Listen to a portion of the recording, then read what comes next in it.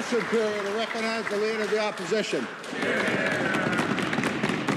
Mr. Speaker, 57% of people in this province are struggling to pay for groceries. They're worried about putting food on the table while this tired and out-of-touch government does nothing to offer relief. Why won't the Premier finally act? Why won't he take off the fuel tax for 6 months to offer some relief to families who are struggling in this province? Recognize the Premier. Thank you very much, Mr. Speaker.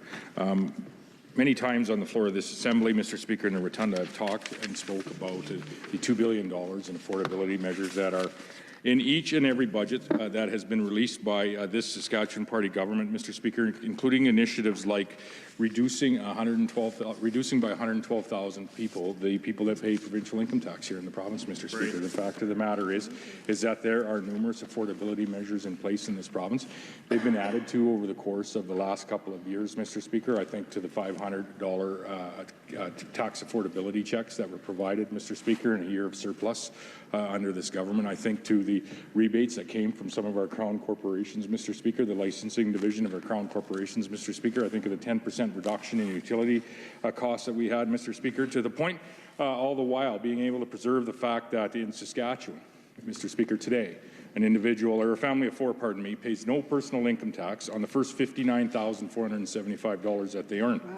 That is comparable to $21,000 below that in Manitoba, Mr. Speaker, where you pay starting on your income at $38,000, Mr. Speaker. It's initiatives like this that have removed people from the tax rolls, the provincial tax rolls in Saskatchewan, and continue to ensure that our communities are some, if not the, most affordable places in Canada to live.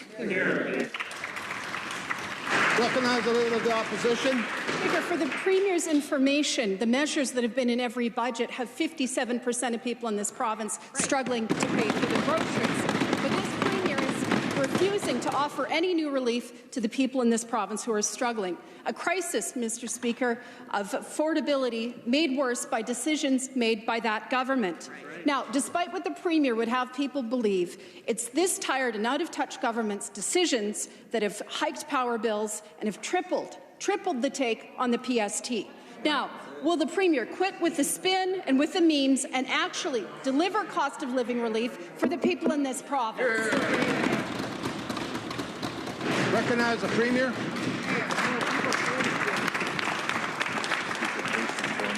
Comes to increases in the PST revenue, Mr. Speaker. There's more people living in the province of Saskatchewan consuming goods, paying for those goods, Mr. Speaker, across the board. Mr. Speaker, today's provincial sales tax at 6%, Mr. Speaker, is a far cry from the 9% it was under the members opposite, Mr. Speaker. Mr. Speaker, and most certainly, as I have spoken to many times on the floor of this Assembly, Mr. Speaker, it's important for this government to stay focused on the $2 billion in affordability measures that are present in each and every budget, including the budget that was released and passed just this past 10 or 14 days ago, Mr. Speaker. Those $2 billion are continuing, Mr. Speaker, in this year's budget. They include removing 112,000 people off the tax rolls. They include a graduate retention program for our youth, Mr. Speaker, that are setting up, starting a career in Saskatchewan and ultimately choosing a community on where they may be able to raise their family. They include supports for those that are living with autism, Mr. Speaker, and they include many other supports for Saskatchewan families to ensure that, as we see today in the budget documents, Mr. Speaker, that Saskatchewan cities, namely Regina, is one of the most affordable cities, if not the most affordable city across all of the income metrics, Mr. Speaker, for a family to live in Canada. Recognize the Leader of the Opposition. Well, Mr. Speaker, the people of this province know their budgets best, and they know that this tired and out-of-touch government is failing to deliver any relief when it comes to the cost of living. Right. And this failure, Mr. Speaker, impacts every family in this province, but none more so than the families who are losing their jobs. Friday's job numbers in this province showed that 6,000 jobs were lost last month, and that means that this Premier continues to have the worst job creation record in the entire country. When will the Premier finally recognize that the people are struggling, and when, Mr. Speaker, when will he actually do something about it? Recognize the Premier. It's one of the most egregious cherry-picking of stats that I've seen on the floor of this legislature, Mr. Speaker. 10,000 year over year, Mr. Speaker, February to February, jobs in Saskatchewan up 10,500, Mr. Speaker.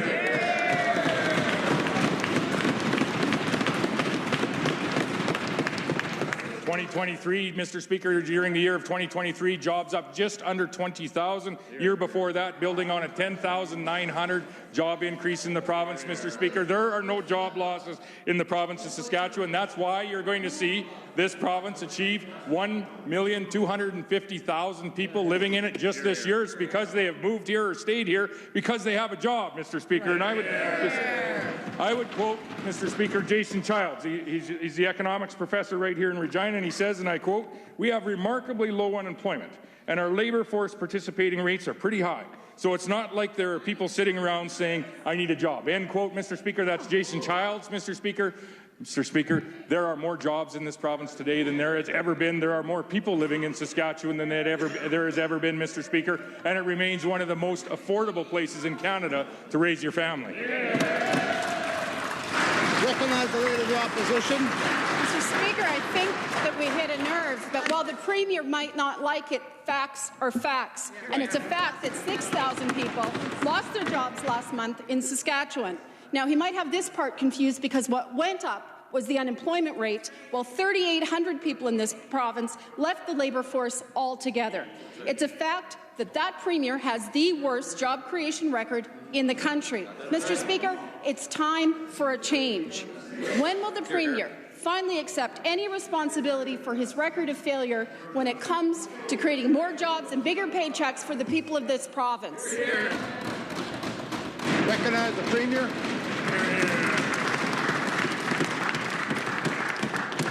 Facts are facts, Mr. Speaker, and that is the third lowest unemployment rate in the nation of Canada. Mr. Speaker, facts are facts. That is in the province where we have the fastest growing population since 1914, right here in Saskatchewan, Mr. Speaker. We have in this province the second highest per capita number of jobs of any area in the nation of Canada, Mr. Speaker. Mr. Speaker, and we remain one of the most affordable places to raise your family, to find a career, Mr. Speaker, and ultimately to set down your roots.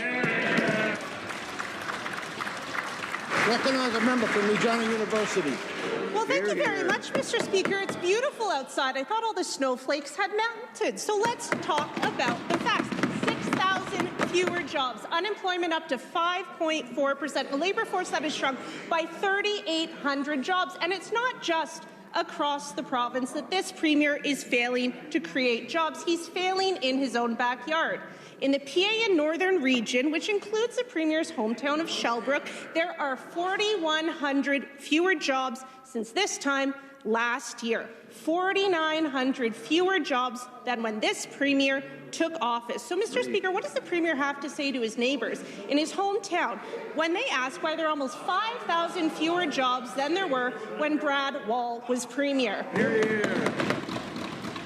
Recognize the Minister of Trade and Export Development. Well, thank you very much, Mr. Speaker. Everybody in Saskatchewan knows the #1 economic challenge that we're facing right now is a labour shortage, Mr. Speaker.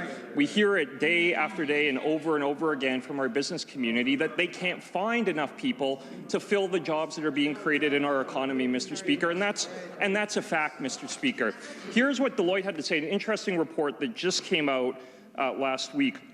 And here's what Deloitte had to say, and Deloitte doesn't lie, Mr. Speaker, had to say in their April 2024 economic outlook, quote, "The economy of Saskatchewan is poised for relatively strong performance this year compared to that of the rest of the country. We're seeing strong investment in the province driven by sizable investments in its potash industry. Couple this strength with solid population gains, relatively low household debt burdens, and Saskatchewan's economy is poised to grow."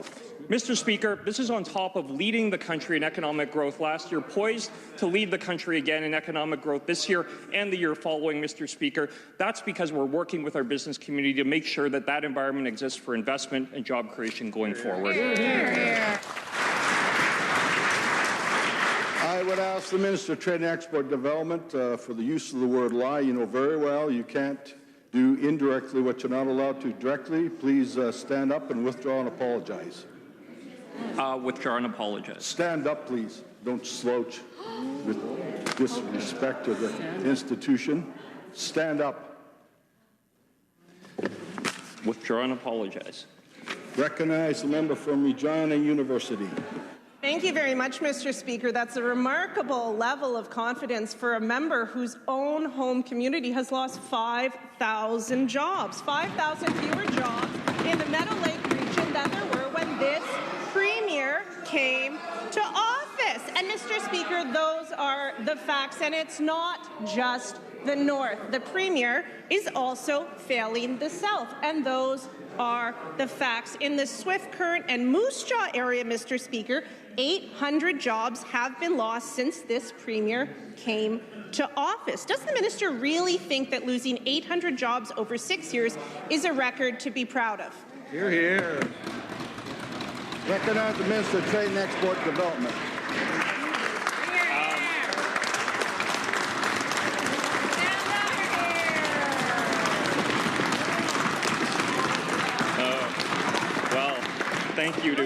Thank you to colleagues, Mr. Speaker.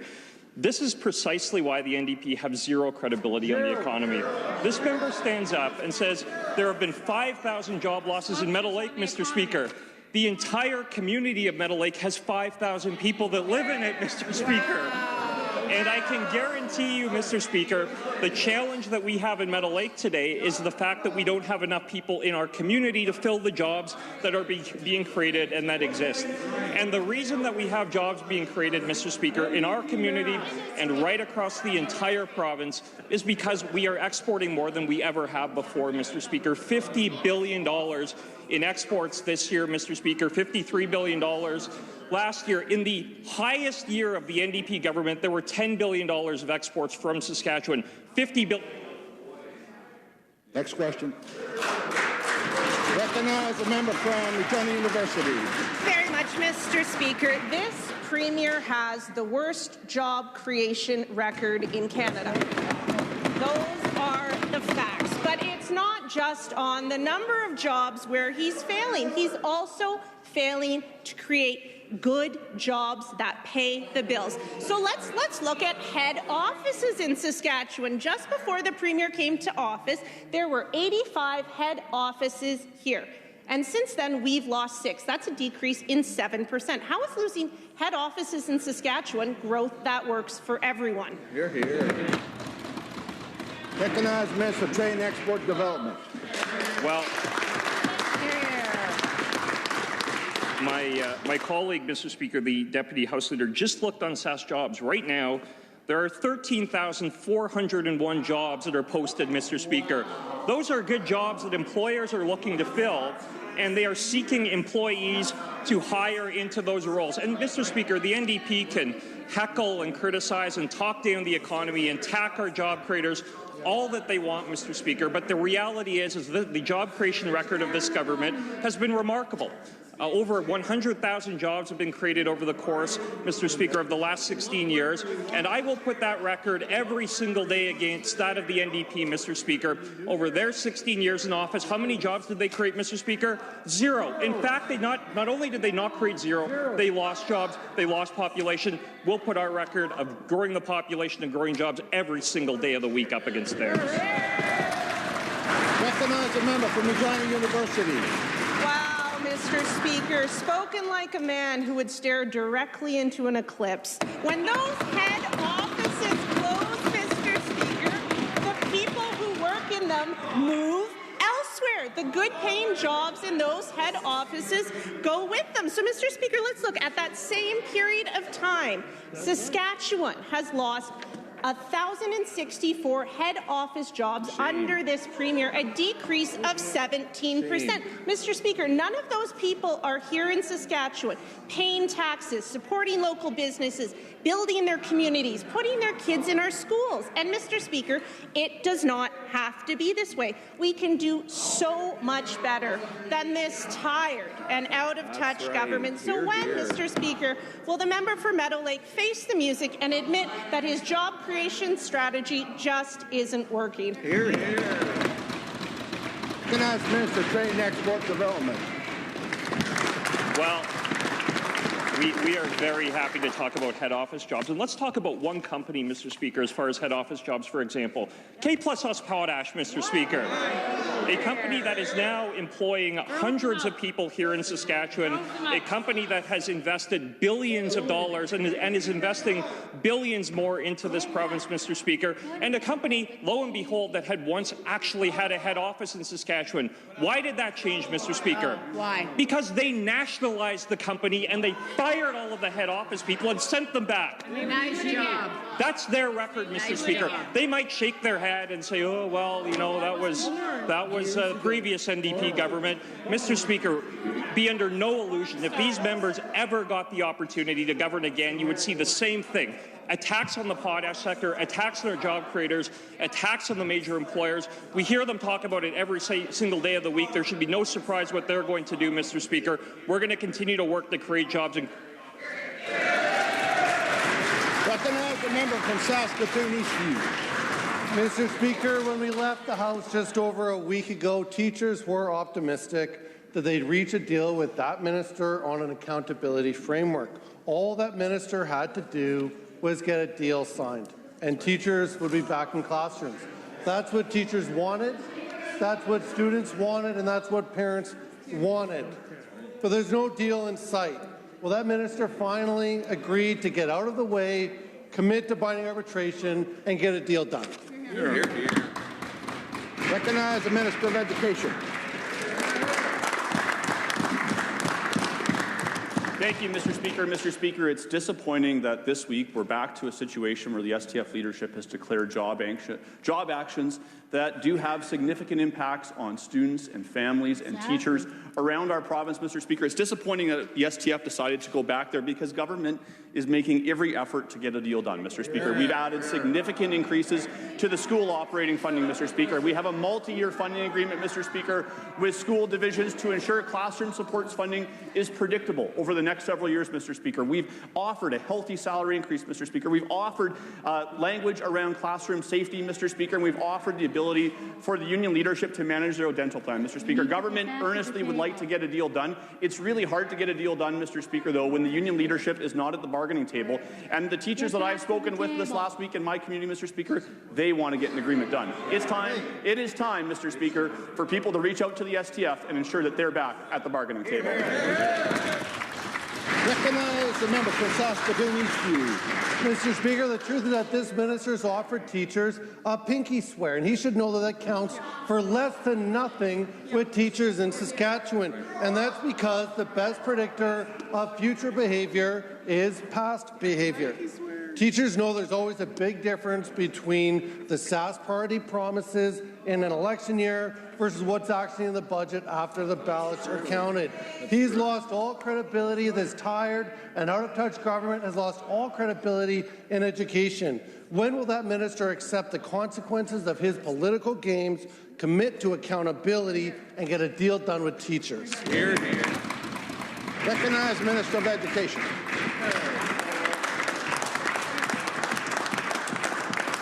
Mr. Speaker, if we want to talk about past history, Mr. Speaker, let's just take our multi-year funding agreement that this government has had with the post-secondary institutions over the last several years, Mr. Speaker. Are the members opposite calling that a pinky swear, Mr. Speaker? This government has delivered on that multi-year funding agreement, Mr. Speaker. We actually, my colleague, the Minister of Advanced Education, just topped that up, Mr. Speaker, in the last budget, Mr. Speaker, to continue to support these institutions. That is what has been offered, Mr. Speaker, right here, Mr. Speaker, to the education sector. When it comes to accountability, Mr. Speaker, we absolutely want teachers to have a voice in their school divisions and how those classroom supports funding are allocated, Mr. Speaker. And Mr. Speaker, I should let the House know, Mr. Speaker, that what has been offered to the union leadership, Mr. Speaker, is actually to put the accountability framework in legislation. But what did they say, Mr. Speaker? They said no, Mr. Speaker. This is a government that's trying to get a deal done, making every effort, and it's very disappointing to not have a willing partner at the bargaining table. Recognize a member from Saskatoon Eastview. Mr. Speaker, that minister talks about record funding. Let's look at the facts. Well, that's what the CFO of Holy Trinity School Division did. And in his words, quote, the math is a bit off. This individual, the CFO, did a report that takes down that Sask party spin on education funding. He found that the government is 728 teachers short when it comes to keeping up with enrollment. 728 teachers shortchanged in our schools today, Mr. Speaker. Why should Saskatchewan people believe that Minister of Education when CFOs of school divisions are pulling out the red pen on that minister's homework? Recognize the Minister of Education. Mr. Speaker, the families of this province, the teachers of this province, the students in this province, Mr. Speaker, both present and future, can count on this government to continue investing in education, Mr. Speaker. 9 new schools in this year's budget, Mr. Speaker, 2 major renovations, 2 new minor capital projects, in addition to the 15 major capital projects that we have right around the province, corner to corner to corner. Mr. Speaker, this is a government that recognizes that our province is growing faster than it has in over a century, Mr. Speaker. We're responding to that with more capital projects in the education space, Mr. Speaker, more school operating funding, Mr. Speaker. This is a government that has invested in education and is going to continue to do so. Thank you. Recognize the member from Regina Elphinstone Centre. Thank you, Mr. Speaker. Question for the Minister of Social Services. When did he realize that not one, but in fact 2 of the top utilized hotels by the Ministry of Social Services were connected to his office mate, the Sask Party member from Regina Northeast? Recognize the Minister of Social Services. Mr. Speaker, when the member brought that issue forward, when an individual came on the floor of the House of Assembly, I don't know the exact date, but when that particular case was brought forward, but Mr. Speaker, as a result of that and the issues that the member has brought up, I asked the ministry to take a look at how hotel usage and procurement is done, Mr. Speaker, in emergency situations, and those decisions are with the ministry and frontline third-party organizations such as Mobile Crisis who find places in emergency situations, Mr. Speaker. We've looked at it. We've made some changes to procurement hotels, Mr. Speaker. There's also an RFP process going underway. I want to make sure there's good value for taxpayers, but more importantly, Mr. Speaker, ensuring vulnerable clients have a safe place to stay, putting a roof over their head, Mr. Speaker. I know the member opposite wants to play politics, Mr. Speaker. Yeah. I'm more focused on looking after vulnerable people here in our province. Recognize the member from Regina Elphinstone Centre. Mr. Speaker, the minister didn't touch my question, but he said he will provide those numbers. So let's talk about that. He said he will provide those numbers. When? If not today, when will we get the amount paid out to the Thrift Lodge Hotel going back 6 years? Hear, hear. Recognize the Minister of Social Services. Hear, hear. Mr. Speaker, I'm not sure if the member opposite was listening. I directly answered her initial question, Mr. Speaker. But in terms of information, the ministry, I appreciate the work those individuals have done. We're very busy ministry, Mr. Speaker, but on top of that, finding out that information. That information was provided to that member, Mr. Speaker. Subsequently,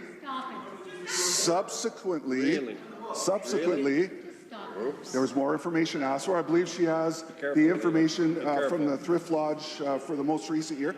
Asked for additional information. I've committed to providing that information in due course, Mr. Speaker, and that will be provided as I've committed. Yeah. Recognize the member from Regina Elphinstone Centre. Mr. Speaker, the point is we had to fight tooth and nail, months and months and months to get basic questions on the Sunrise Motel. So again, the question was when? Set a deadline. When will you provide those 6 numbers going back 6 years for the Thrift Lodge Motel? Hear, hear. Recognize the Minister of Social Services. Speaker, I've committed to that member the information requested, and that will be in due course here, Mr. Speaker. But, Mr. Speaker, as a result of those numbers and what the member opposite brought forward, we've made changes to the procurement. The ministry's made changes to the procurement of hotels when needed, Mr. Speaker. We've done extensive investments in areas for individuals to be able to find a place to stay in terms of emergency shelters. We've been able to expand that right across the province, Mr. Speaker. Hopefully, over time, being able to reduce our reliance on hotels, Mr. Speaker. But I think there still will be need for that into the future. We have a new policy. We got rid of the NDP policy. The new policy we're going to bring forward there's the RFP side, Mr. Speaker, in Regina and Saskatoon, as well as a three-quote policy to ensure we're getting the best deal, Mr. Speaker. Of course, my focus in all this is we want to have a roof over the head. Recognize the member from Regina Walsh Acres. Thank you, Mr. Speaker. Last week, the coroner released updated overdose death statistics. And once again, the numbers are staggering. Mr. Speaker, in the first 3 months of this year, 113 lives were lost due to overdose. That means that every day this year, a family has had to hear the news that they've lost a loved one. During the same week that these alarming numbers were released, we also learned that a vital community organization that saves lives has been forced to limit their hours due to this government's choices. Mr. Speaker, when will the minister realize that his decisions cost lives? When will we see an evidence-based plan to keep people alive? Recognize Minister of Mental Health and Addictions. Thank you, Mr. Speaker. Our government has a plan, and that plan is focused on getting people the treatment that they need so that they can live healthy and safe lives in recovery. Mr. Speaker, the question addresses prairie harm reduction. Mr. Speaker, our government provides prairie harm reduction with $2.2 million in supports every year, and those supports are for outreach. Those supports are to connect individuals to the treatment that they need to help them live healthy lives in recovery. Mr. Speaker, our plan does not allow room for crack pipes and for instructions on how to use crack pipes, Mr. Speaker. That's not the plan that our government is following. Right. We're following a plan that expands treatment spaces, that allows people to more easily access those treatment spaces, and that wraps supports around those individuals so that they can live healthy lives in recovery. Thank you, Mr. Speaker.